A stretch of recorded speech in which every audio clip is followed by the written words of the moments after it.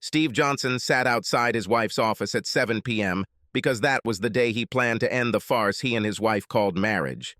Some husbands don't notice the signs. Over time, when she had never worked this late before, I started dressing better. Girls' evenings out. Decrease sex, not Steve. He noticed it and will end it. Steve estimated that this had been going on for 2 months. It was then that he first noticed that his wife Angela wore red high-heeled shoes to work. She hated wearing heels. The only times she tolerated them were the rare weddings or other special occasions, and when she wore them in the bedroom. On certain occasions, she wore red heels and white stockings with a sexy lace bra and thong panties. Steve loved the white thigh-high stockings, and he loved seeing her in heels. He thought they had a wonderful love life. But she never wore high heels to work, and he asked her about it. "Why are you wearing heels, honey? Is something happening today?" he asked. She stopped for a moment, then continued walking and, without turning around, said, "Today I have a meeting with my boss. I just want to look professional." He didn't answer, but thought, maybe like a professional street slut, but remained silent. Then overtime began. At first it was an hour here or there, but later it became 2 to 3 hours several days a week. Once the bachelorette party started, he realized what was really going on. She hated clubs, salons, and bars. Her idea of going out was to have dinner or coffee. She didn't drink a drop and looked down on those who did. He followed her to her 3rd bachelorette party, and she went to a house in Glen Ellen. He knew this house. He had been there several times for parties. It was the home of her boss, Martin Schindler. Steve waited an hour, and when he was sure this was her plan and not just a stop along the way, he let the air out of all 4 of her tires and drove home. She didn't mention the tires when she got home that night or over the weekend, but he heard her tell Jenny, their daughter, "Would you believe that someone let the air out of my tires last night?" "No way, is this true?" Jenny asked. "Yeah. Thank God they didn't cut them. They just released the air. I was able to use that air pump thing your dad makes me keep in the trunk." "Wow. Where have you been?" "Just at a dance club with my friends. You should probably avoid this in the future." Angela grinned and said, "Sure, baby?" Steve met with a lawyer and began the divorce process. That's why he was sitting in the car, not far from her office. She was supposed to be served that same evening. He lamented his 21 years of marriage, but overall they had been good. They produced his 17-year-old daughter, Jenny, who was the apple of his eye and a daddy's girl. He met Angela when he needed a lawyer for a contract dispute with his employer. She was then a receptionist who wanted to become a paralegal. He thought she was great and asked her out. They dated happily for 2 years before he proposed, and he thought they were happy throughout their marriage. Right up until she started working for Martin Schindler. He drove a truck and had long hours at times, but they spent as much time together as possible. The whole family went on weekend trips as Jenny's schedule allowed. She always had either sports or some other time-consuming activity. Steve and Angela sometimes traveled to Galena, Illinois, to visit wineries, or Lake Geneva, Wisconsin, to shop and relax without Jenny when she was old enough. The shock of Angela's betrayal cut him deeply. She became more and more distant from him, but he never suspected that she was cheating until he noticed the heels. From there, it was all downhill. Her attitude was bad and getting worse. He remembered the conversation the night he followed her. "Darling, why don't we have dinner and go to the cinema today? I have a rare day off on Friday and I want to spend some time with you," he said. "You know that now I meet girls on Fridays. They rely on me to be their designated driver. Let them get by for one night.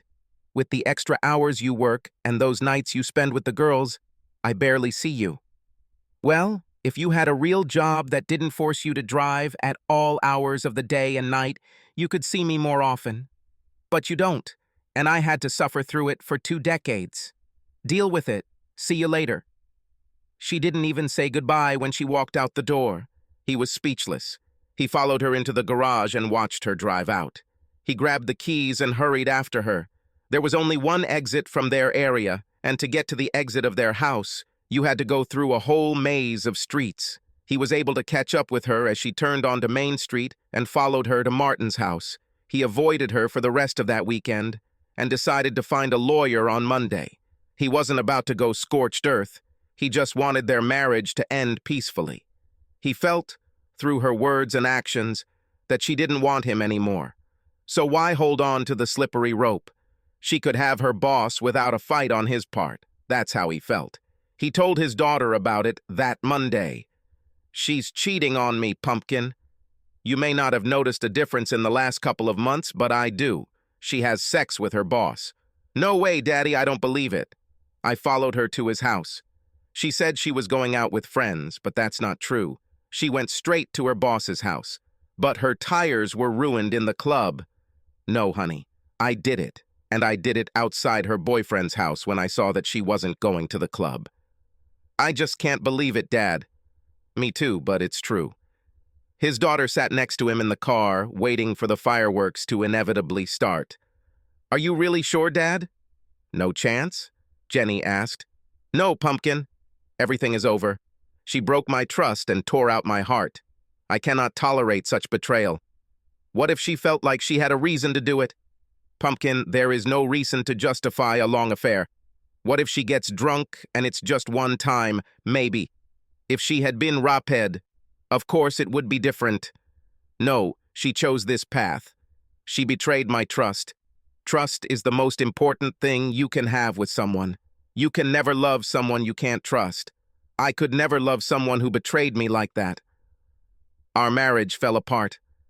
Jenny looked out the window and saw two men approaching the car. "What an idiot," Angela Johnson said, looking out the window of their law office, having sex with Martin, glad that their office had gold-tinted windows on one side. "I can't believe it. He thought he'd get to me first." There was no lovemaking there.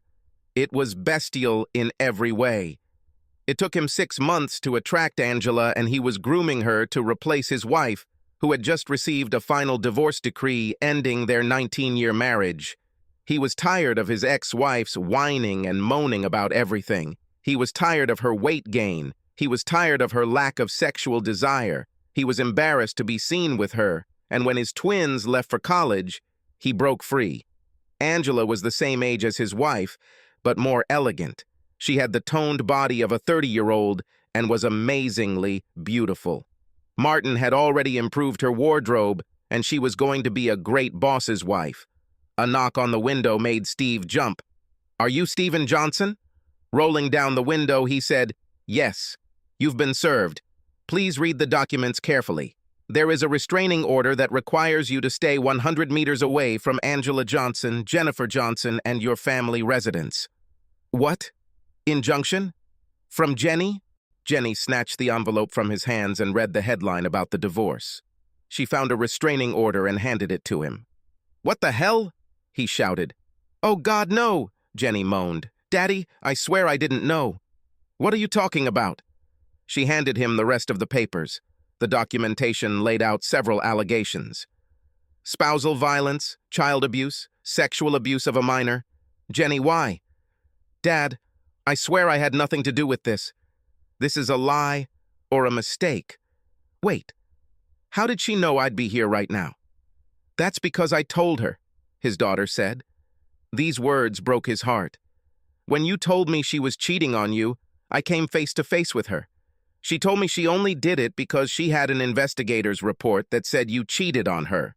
You can't be serious, can you? Have you seen the report?" "No." "You believed her and not me? Did you let her set me up?" "Baby, why? I love you so much. Why did you do this to me? I asked you not to say anything. I swear, Dad, I didn't know about the restraining order. This abuse is bullshit. I swear. I didn't say anything like that to anyone." He cried quietly, not paying attention to her pleas. A moment later, he said, "You have to leave now, Jenny." "I can't and don't want to be within 100 yards of you anymore," he said quietly. "Dad, no," she screamed. "Go, or I might get arrested on top of all this. The sheriff is still here, watching me." Reading further, he said, "Oh my God! They also froze all my accounts. Crap! What should I do now?" Congratulations to you both. You destroyed me. I can't even afford to fight her damn powerful law firm with all these bogus claims. I will forever fight in court." "Oh God, no. I'll fix everything, Daddy," she said, getting out of the car and heading towards the office building. Martin and Angela finished and sighed contentedly. "It was great, darling," she said. "I just wish I had binoculars so I could see his face." Martin was just fastening his belt and Angela was smoothing out her dress when Jenny ran into the office screaming, "You're a bitch! Child abuse? Sexual violence? What is wrong with you?" Jenny screamed. "I should have had the advantage," Angela said. "I should have struck first. Now he cannot enter the house or access our money for some time. Now I have the upper hand over him." "He didn't insult me?" "I don't know this for sure. You guys are really close," Angela said with a grin. Jenny approached her and asked, "He didn't cheat, did he?" "Of course not. Who needs it?" she said with a laugh. "You're a monster," Jenny said, and punched her mother in the face with all her might. Angela collapsed to the ground in shock and pain. Martin laughed and said, "Nice shot, girl." Jenny froze, then looked around.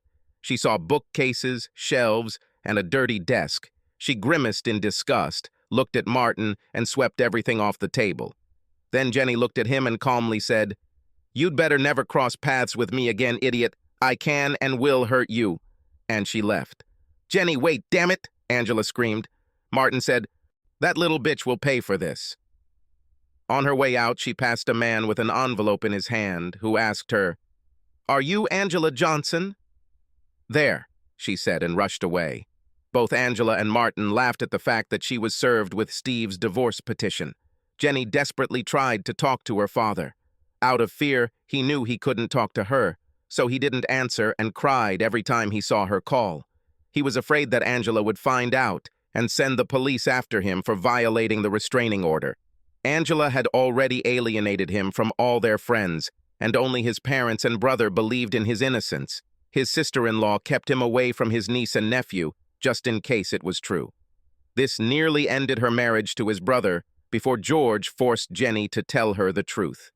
He couldn't understand what he had done to deserve such hatred from Angela and betrayal of his daughter. Even if she didn't know about the abuse charge, she still told her mother that he knew about her affair and when she would be served. She even lied and said she wanted to be with him to support him when he served Angela. But she knew he would be served and said nothing. Jenny tried to find someone to help her dad. She found a copy of her mother's divorce papers and saw that the lawyer worked in her mother's office, so it was impossible to go to him. She called Grandpa George. George was Steve's father, and she hoped he could help. "What do you need, young lady?" he asked. "Grandfather, we must help Dad. I don't know who to turn to for help. He doesn't answer my calls. I can't believe what you did to your father, Jenny. What were you thinking while helping your mother?" "Grandfather, this is all a lie. I did not do anything. It's all my mom and her idiot lawyer guy. Watch your tongue, girl." "I'm sorry, Grandpa. I swear I didn't blame him for any of this, and I had no idea that when I confronted her, she would explode like that." "Fine. I'll see what I can do." "Grandfather, is he there? Can I talk to him?" "He cannot have any contact with you until this order is lifted. Every time you call him, he starts crying because of what happened. He's afraid your mother will find out he talked to you and turn him into the police. His lawyer said a court date has been set for a hearing in the case, but nothing can be done until then." Jenny, crying bitter tears, said, "Grandpa, tell him that I love him and miss him. If I see him, I will do it." Jenny hung up and cried for several minutes. When she finally calmed down, she went into her mother's room, started taking her underwear out of her drawers and her new clothes out of her closet, and threw them down the stairs. She picked up a large pile of clothes, carried them out the front door, and threw them in the middle of the lawn. She laughed when she saw that some of the outfits were so new that they still had tags on them. "Screw you, Mom," she said out loud and went into the barn to get lighter fluid. She poured the entire can onto her clothes and used matches to light it. She noticed that the time was getting closer to when her mother would return home. Jenny smiled as an idea came to her mind. Pulling into the driveway, Angela saw Jenny sitting on a lawn chair in the front yard, roasting marshmallows over a pile of her burning clothes. She screamed and ran out of the car, screaming at Jenny. "What the hell are you doing? Have you gone crazy?"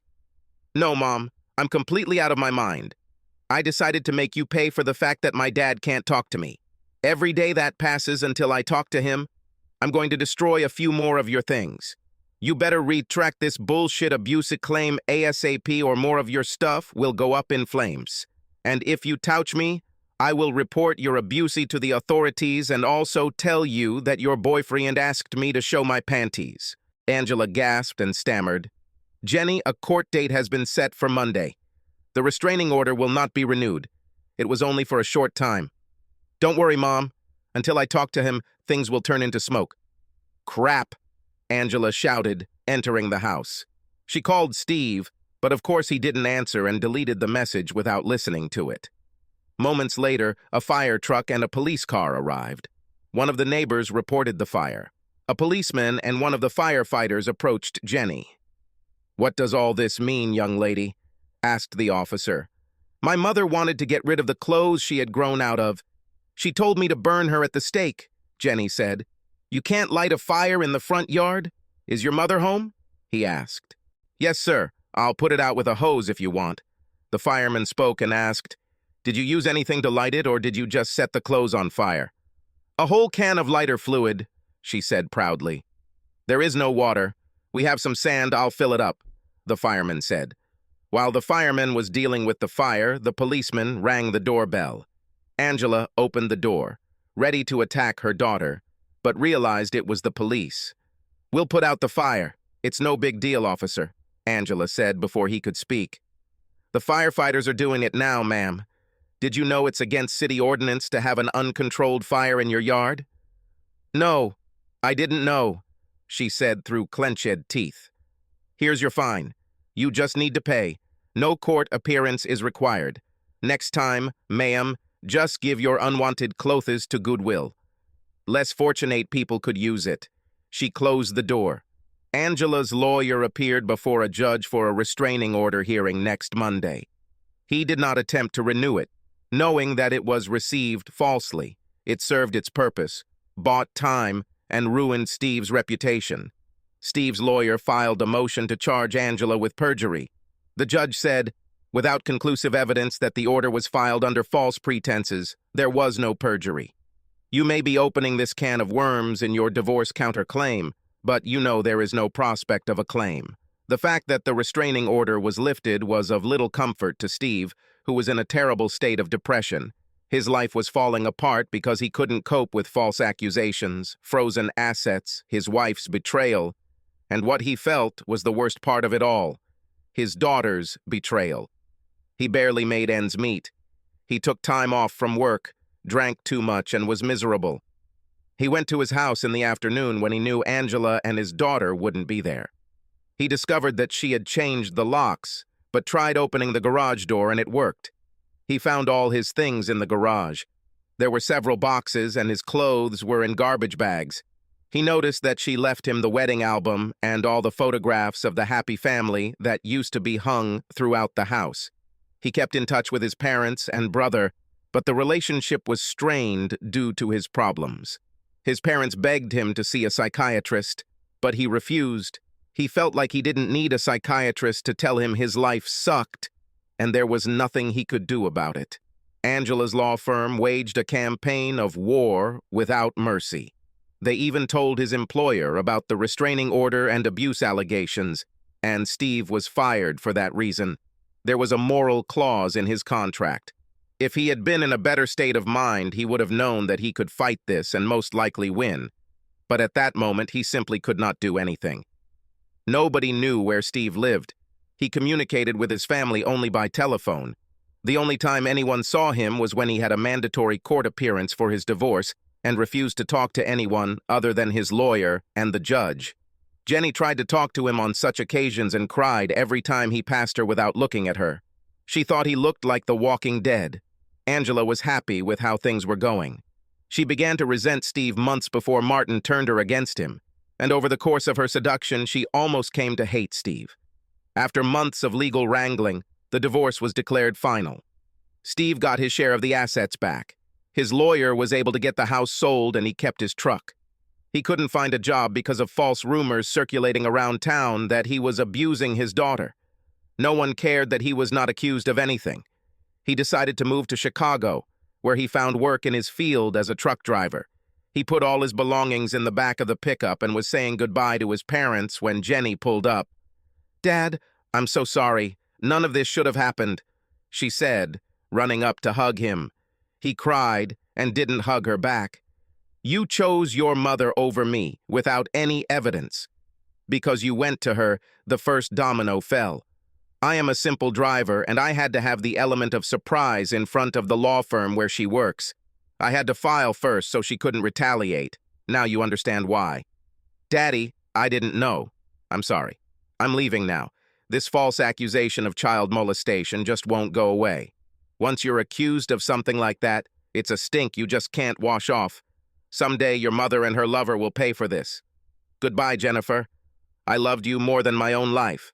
I did everything I could to give you a good life. I just hope you don't grow up like your mother." She burst into tears as her grandmother hugged her. This gave him the opportunity to get into the truck and drive away. "Angela, will you marry me?" Martin asked the day the divorce was final. "Yes, Martin. Oh, yeah." She began to cry and jumped up to hug him, causing a small scene in the restaurant. "Let's go to your house and celebrate," she said when he paid the bill. She loved his big house and couldn't wait to move in and remodel it. When she got rid of the tacky furniture and curtains that his ex-wife had chosen, it was imperative that their bedroom set should be the first thing to buy. Martin laughed as they walked out, and he saw his ex-wife having dinner with her parents. His ex-wife Carol was disgusted with him and his latest mistress. She spat at him as they passed by, and he didn't even pay attention to it. Steve walked into the truck warehouse and saw his colleague Lou standing in the doorway. "Steve, what's the matter, dude? You look like someone ruined your oatmeal. Divorce today final." "Ah, well, after what that bitch did to you, you should have some fun today." "It's not her, it's my daughter. She took that bitch's side, and I just can't deal with it. She calls me and emails me, but I just can't bring myself to talk to her. Maybe I should see a psychiatrist?" "Maybe you should let off some steam," a voice said from behind them. "Hello, Mariana." "That's not a bad idea," Lou said. "Ha, who needs my dried-out old ass?" said Steve. Marianne leaned over and whispered, "For me," and ran her tongue along his earlobe. She walked away, and the men shook their heads at her ass as she walked away from them. "Go for it, Steve. She's a wonderful girl." "What the hell? Why not?" Steve answered. "This is my boyfriend. Now let's hit the road." On their first date, Steve took Marianne to dinner and a movie. After the film, they went to Baker Square for coffee and cake. "Steve, you need to keep your chin up. You're a good guy who's down on his luck. Everything will work out in the end," she said. "Maybe, Marianne. For a long time, I could not understand what I did wrong. I didn't understand why she attacked me so much during the divorce. For heaven's sake. She's terrible, but it's all over now," she said, grabbing his hand. "Look forward, not behind. I'll make it worth your time." He smiled and squeezed her hand. "Let's get out of here, shall we?" Marianne pulled Steve in for a kiss as she opened the front door. "Do you want to look at my bedroom?" "I wish I could." She took his hand and led him to her bedroom. Moonlight streamed through the window, giving the room a soothing, bluish tint. They kissed, intertwining their tongues, and slowly undressed each other. There was nothing crazy about it. They were going to enjoy every moment. She lay down on the bed, and he knelt on the floor. "Well, her loss is my gain, and I plan to take advantage of that advantage often." He kissed her and said, "Anytime, dear, anytime." A week or a day later, a man dressed all in black crept up to the back door of a large house in an upscale part of town. Prepared to have to break in, he smiled when he found the door unlocked. Slowly making his way through the house, hoping the floorboards wouldn't creak, he found the room he was looking for. The room was perfectly equipped for what he needed, and he knew it because of the Facebook photo of his target sitting at his desk. This arrogant man had this photo on his screensaver. The closet was behind and to the right of the desk, and the room was fairly dimly lit, only by a desk lamp. The closet door was closed, but he could still see the room fairly well. He opened the door behind the counter and waited. The only cause for concern was that the target approached the closet before sitting down at the table. It would make things even more confusing, but the job would still get done, and his perfect alibi would keep him safe anyway. Martin Schindler walked into his home office and looked at the computer monitor that sat at an angle on his desk. His back was completely turned towards the cabinet behind him. The uninvited guest slowly opened the closet door and carefully slipped out. Martin heard the noise and looked up. The gun was pressed to his head and the trigger was pulled. The pistol was placed in his hand, a note was left on the table, and the shooter quickly walked out the door. "Price paid in full," was all the note said. Angela returned home from the store and walked through Martin's office door to show him the new bedding she had bought. She screamed when she saw the body limp in the chair. She took her cell phone out of her purse, called 911, and reported the shooting. She looked at him and saw a gun in his hand and a note on the table. She didn't touch it, but she read what it said and received a message. "No, Steve, no," she screamed. "What have you done?" Detective Devontae Jordan received a call and headed to the Schindlers' home. When he arrived, he saw a woman crying in the living room and crime scene investigators moving in and out of the office. He scanned the scene and looked at the new set of golf clubs in the corner of the room. Good clubs, dear ones, he thought, and continued to look around. He looked at the body and saw the gun still clutched in the victim's right hand. He asked one of the officers who arrived first, "What do we have at the moment?" An obvious shot. To himself in the head. Victim lawyer Martin Schindler. Homeowner. The bride is Angela Johnson. She found the body and called 911. Is there a note? Yes, sir. It is typed on a computer and is not signed. It's just one sentence, that's all. He handed him a plastic bag with a note. Detective Jordan frowned and asked, "Is the bride that blonde?" Yes, sir. Ma'am, do you have any idea what the note means? Detective Jordan asked Angela. Yes, that means it wasn't suicide. My ex-husband killed him. Martin hates guns. He didn't have such a gun. Why do you think your ex did this? Because he felt Martin took me away from him. Did he really know? Did you date the deceased while you were married? Lowering her eyes in embarrassment, she said, Yes. Could there have been anyone else who might have wanted him dead? He was a lawyer, right? I think his ex-wife was very angry about being left. He practiced corporate law, civil clients who have almost never been in a courtroom. Okay, ma'am. Where were you this evening? Shopped. You don't think I did it, do you? I don't even know if it was suicide. Could you give me the receipts for your purchases, please? Okay, detective. On a sunny Sunday afternoon, Detective Jordan visited Steve Johnson. Mr. Johnson, I'm Detective Jordan. I need to ask you a few questions, please. Of course, Detective. How are you? Where were you last night around 8 p.m.? Have worked. I was driving a rig through Rockford. I arrived at the station at 9:30. You could check the logs. Where did you come from? Madison. What's happened? Martin Schindler was shot dead last night in an apparent suicide. Unobvious? Let's just say there are some inconsistencies. Fine. Well, I couldn't finish it from Rockford. No, sir. If I have any more questions, I'd like to call, if that's okay. Of course, I will give you my new mobile number. The detective left and was unhappy that he had to drive to the northwest side of Chicago to talk to Steve, and then across town to the carpool to check the alibi. He thought a little more about what was bothering him about the suicide. Why would a left-handed person shoot himself with his right hand? Why did he type the note?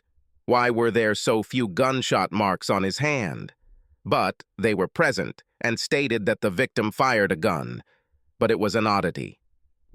After the detective left, Steve sat down at his kitchen table when Lou spoke. What does this all mean, Steve? Steve laughed and said, Would you believe that my ex-fiancé committed suicide? No fucking way. Yeah, I hope my alibi checks out.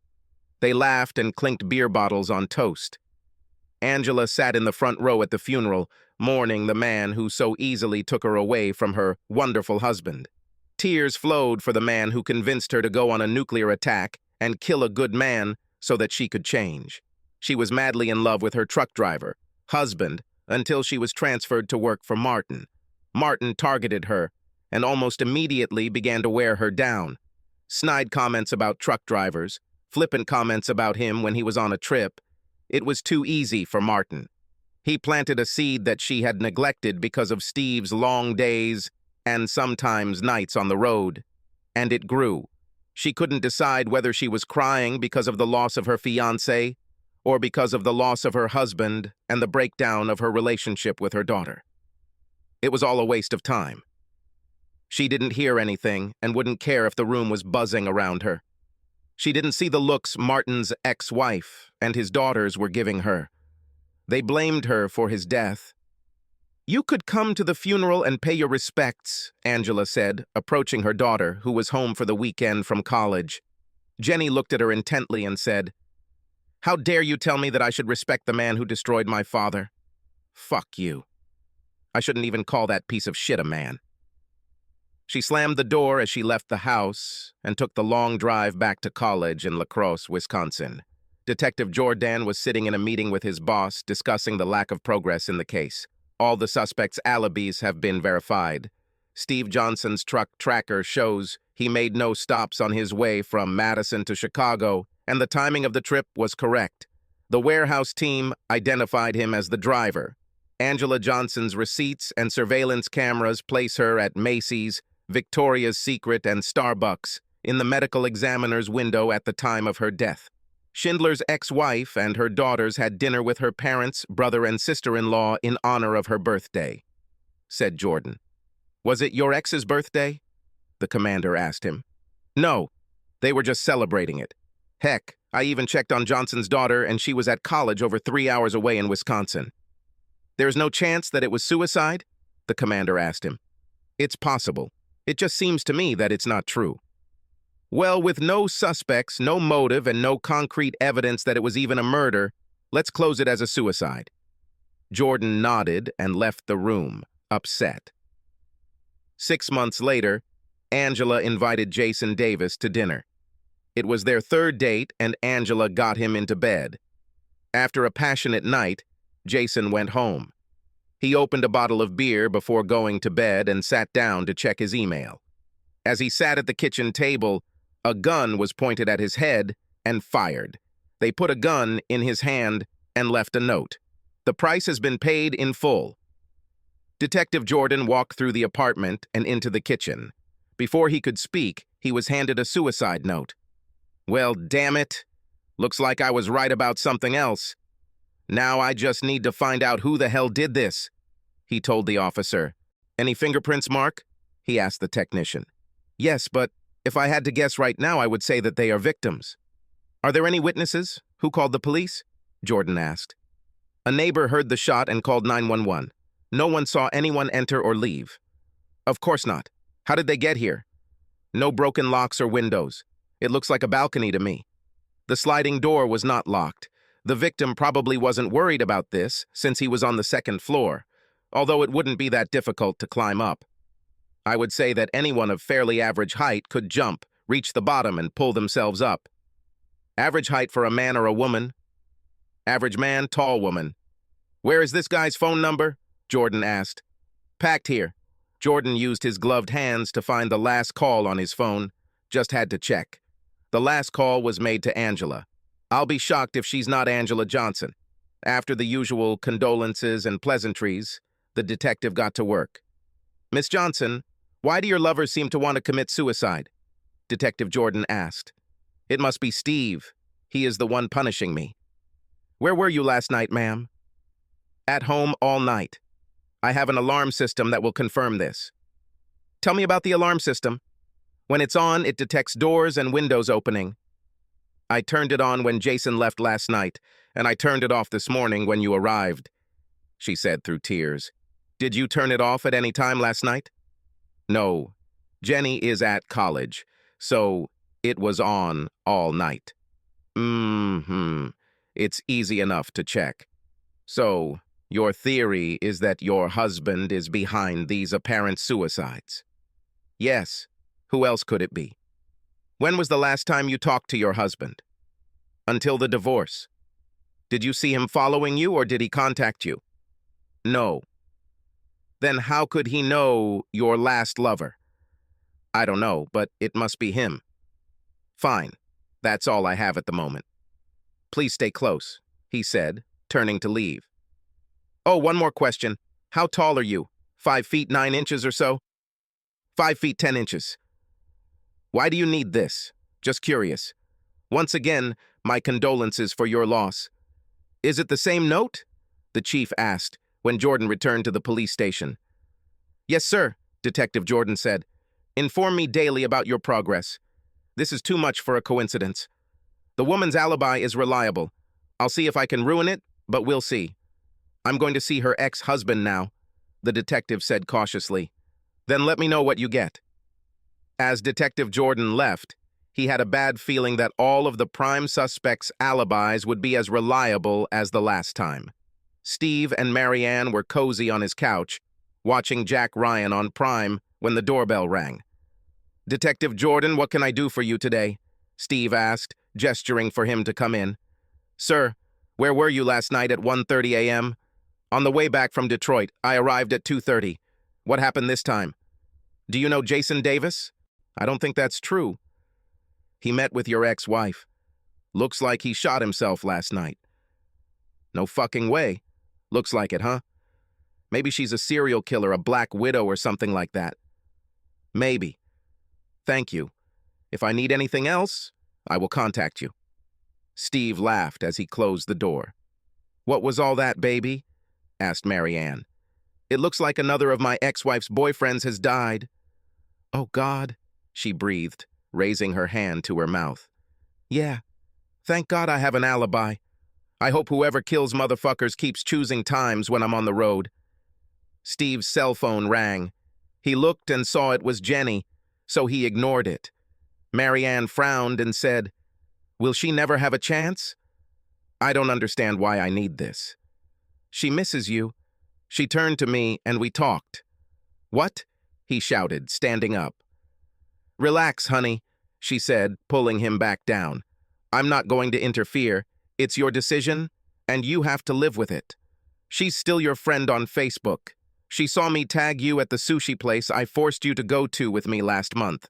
She follows your Facebook, just like you follow hers. She texted me right away, just to see how you were, and to tell me she was happy that you had found someone you were happy with. She told me she will never stop trying to talk to you. She calls me once a week or so just to chat. She likes to hear where you've gone and where you're going.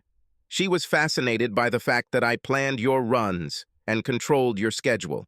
She said that I can always be sure that you will be at home when I need you, and this will help our relationship, unlike your ex's. She always wanted to know what cities I saw. We talked for hours about the places, people, and things I had seen on the road since she was little. When she was a child, I had many night trips that took me back to the morning. I made her breakfast, we ate, and I told her about my trip. He sighed with pleasant memories. Marianne, I love you, but please stay away from this. She hugged him and said, I'm not involved in this. I will never drag you into anything. Everything depends on you. I told her straight out that I wouldn't put you two together. He nodded, hugged her tightly, and stopped the show. I just don't have anything that could put her at the crime scene, Chief. In fact, there is no evidence that anyone was at the crime scene. No forced entry, no finger or toe marks, and no discrepancies in spatter patterns. If it weren't for the identical notes, I would have closed them both as suicide, Jordan told his boss. Is the ex's alibi hermetically sealed? Asked the commander. Like a nuclear reactor. Crap. Did you see Schindler's ex-wife as some kind of revenge? Yeah, she was at the club, on CCTV with her new boyfriend, and her kids were at school. Crap. 2 years later, Angela broke her pattern and began dating Lance Forrest. She promised herself that she would not risk anyone's life by dating men more than once after suicides. However, she was not celibate. She limited herself to one-night stands with pickup artists from the bar. Getting an STD changed her mind on this matter, so she needed to take a chance and settle down. After a month of dating Lance, she got comfortable. Some would say she was being careless with him. She stopped trying to hide her relationship and began dating him in public. Lance was watching a ball game at home when a gun was put to his head and the trigger was pulled. The gun was placed in his hand, and the same note was left again. "The price has been paid in full." "This is Jordan," he said, answering his cell phone. "Hello, Detective. This is Detective Stan Anson from Schaumburg. What can I do for you, boy? Do you have an unsolved case that my case may be related to?" "Which one?" "Fully paid suicides. I have one." "No fucking way? Any connections to Angela Johnson?" "Yes.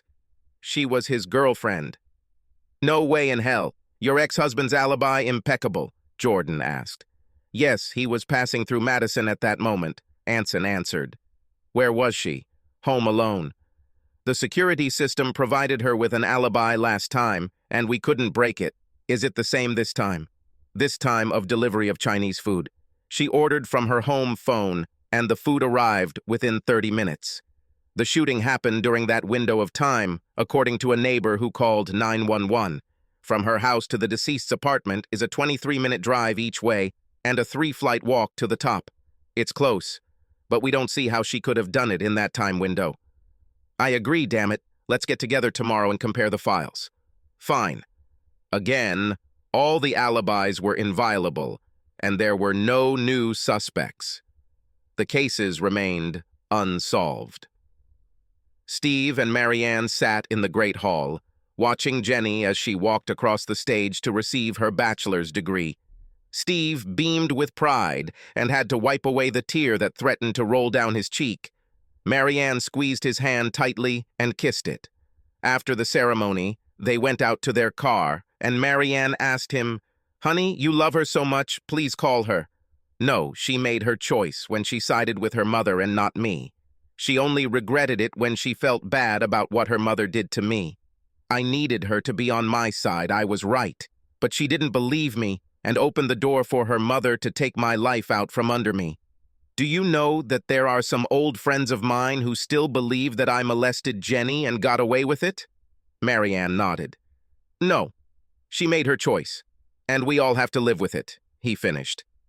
Marianne frowned at his stubbornness, grabbed his hand and said, "Were you as stubborn before the divorce?" "No, not even close." 5 years later, Angela and Jenny sat in the front row of the funeral home's memorial room. It was a large turnout for Steve Johnson's wake and funeral procession. Steve died of pancreatic cancer 4 weeks after he walked Jenny down the aisle at her wedding.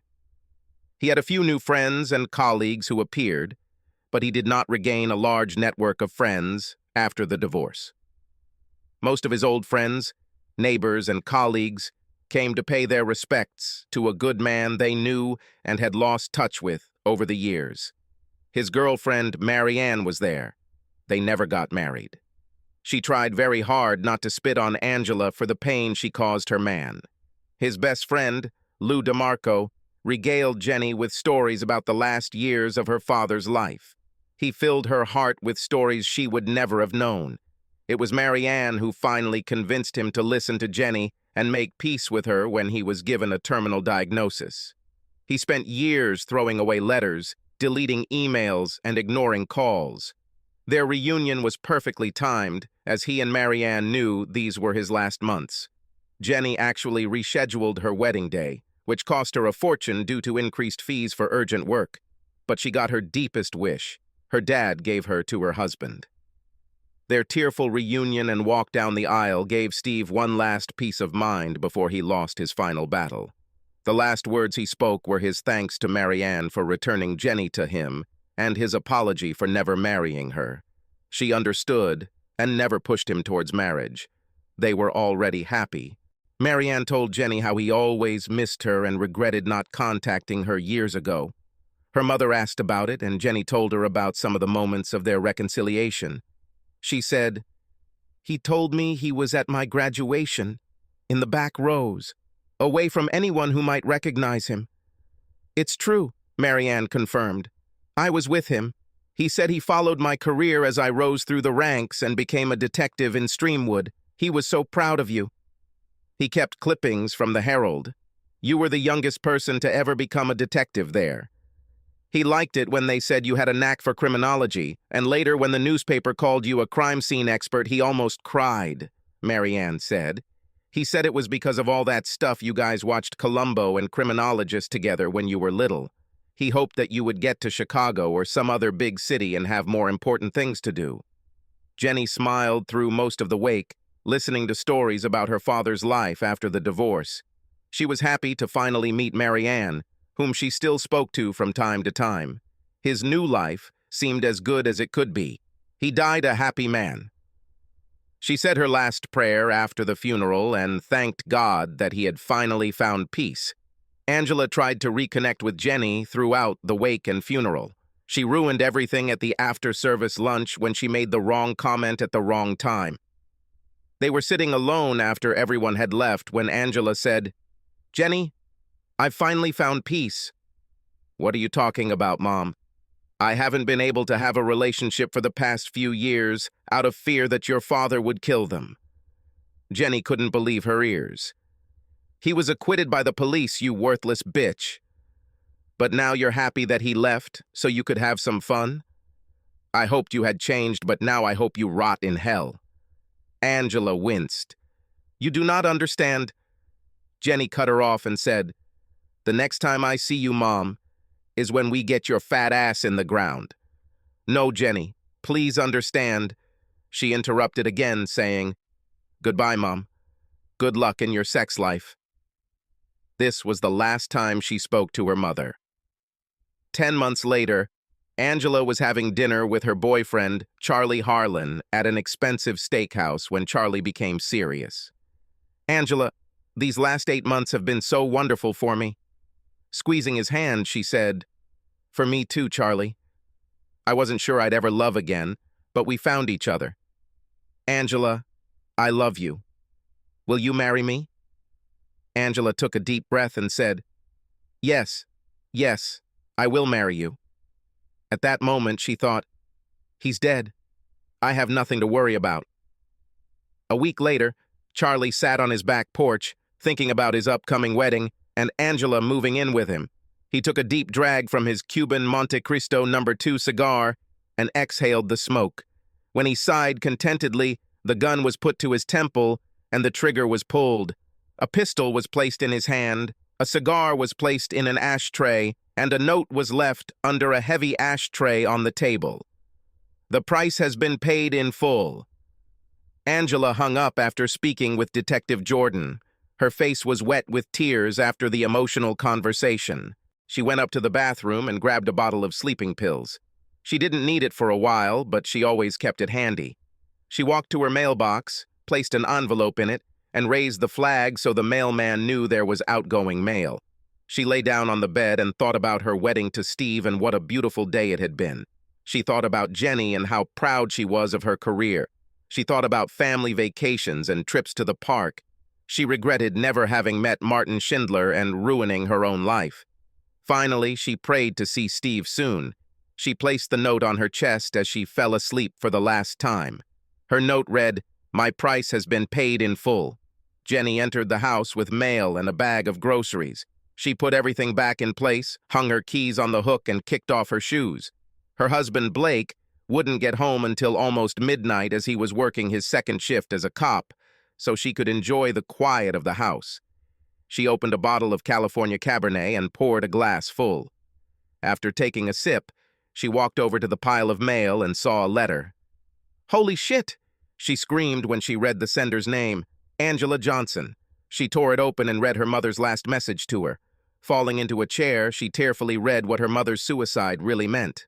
"Wow, Mom, wow," she said to the empty house. She took her mobile phone and called. "Jordan. Detective Jordan, this is Jenny Stanger, daughter of Steve and Angela Johnson. Hello, young lady. Sorry to hear about your mother's suicide. Thank you. At least you don't have to investigate. Yes. What can I do for you, Jenny? I received a letter in the mail from my mother. This is a confession. What? He shouted into the phone. This is a confession of all suicides that were actually murders. Obviously, she was crazy. I cannot believe this. Jesus Christ. Okay, come and meet me at my site as soon as you can. I'm on the road. She took the first page, set it on fire, placed it in the fireplace, and made sure it was completely burned. The letter said, "My dear Jenny, I give you this last gift of my repentance. Whether you believe it or not, I love you with all my heart, and I apologize for all the pain I caused you. It wasn't intentional, and hurting you and your father was the worst thing I've ever done. I knew it had to be you when Charlie was killed, and I accept my punishment. I'm sorry that I made you punish me in this way, and I hope that you can now live the rest of your life without the pain of my betrayal of you and your father. Destroy this page and give page 2 to the police. Page 2 is my confession to them. I take full responsibility for everything. It's all my fault, and I can never bring back your lost years without your father and your pain, because he believed you were guilty of betraying him. There have been so many deaths because of me, and it must stop. Maybe this will make up for your guilt and you can finally forgive me and find peace. Please tell my future grandchildren stories of good times, not stories of how I ruined our lives. I pray that you and Blake have a long and happy marriage. Never fall for the bait when someone tries to take you away from them. I love you with all my heart. Mother. P.S. Please reach out to someone and get the help you desperately need. The tired page sounded like this. Expensive, Jenny. By the time you receive this, I will already be dead by my own hand. I can't stand the guilt anymore. I killed all these men, my lovers. They all had to pay a price for taking me from your father. I always belonged to him. Maybe now I can join him again. May the Lord forgive me. I will always love you, and I'm sorry I ruined our life. Before Martin, we truly had an ideal family. Mother. Jenny walked over to Detective Jordan's desk, and after exchanging greetings, sat down in the chair he offered. After reading the letter, he said, "Lord, Jenny, forgive me for suspecting you. Yes, I just can't believe it. She must have really gone crazy years ago when I stopped talking to her after what she did to my father. I can't believe she kept dating just to kill them. God, I just don't understand this. In a way, it makes sense that it was her. For a couple of murders, her alibi was unimportant. We just couldn't find her at the crime scene, and frankly, we didn't have enough good evidence. I always felt it was your father or Schindler's ex-wife, but we couldn't ruin their alibi either. Well, I'm glad it's all over. Murders, her pain, my suffering. Be careful, take care, detective." "You too." Jenny walked out of the police station with a smile a mile wide and shook her head. She stopped, opened the car door, looked at the sky and said, "Thank you, Mom. I hope you find Daddy wherever you are. Subscribe to our channel so that your second chaff doesn't cheat on you, and go ahead and listen to the next story, because this story is nothing compared to the next one. If you're under 18, don't even think about listening to the next one.